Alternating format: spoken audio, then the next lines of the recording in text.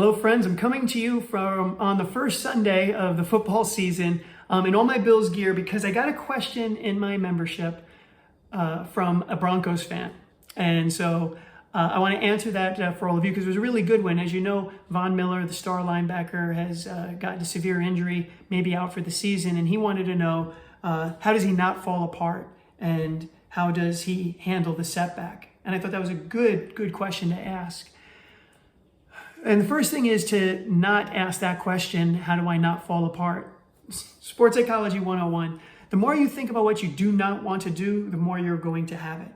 So anytime you say, I don't want to do this, or I shouldn't do that, you got to change the language from that negative focus of what you don't want and rephrase it. So what would the better question here be? How do I respond to this injury well? How do I rehabilitate to get back stronger? You want to have the question be with the goal in mind so that moves you in that direction. Number two, the really big thing here is to not go too quickly to the positive answer. See, what I mean by that is, in my experience, we'll want to get to the evaluation and how to fix things right away. And we skip over sometimes the grief of the loss. And in Von's case, the loss of a season or games. If you want to skip over those emotions, you're missing an opportunity to kind of create the peace that you need inside of yourself to actually move forward. A colleague of mine, wonderful, said, you can bury emotions, but you bury them alive. And I love that because I immediately get the imagery of the Dawn of the Dead, where those negative emotions, if I stuff them, they're still alive underneath there in my unconscious. And at some point, they're going to come clawing out, probably at the worst time, and affect me in another way. So you really want to be able to lean in and deal with those emotions first by honoring them, grieving them, giving them their time.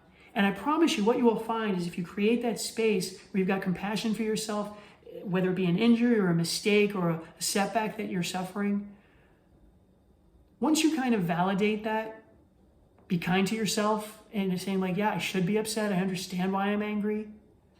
You're going to find that the very natural next question that pops up is, so what am I going to do next? And notice the tone that I say that.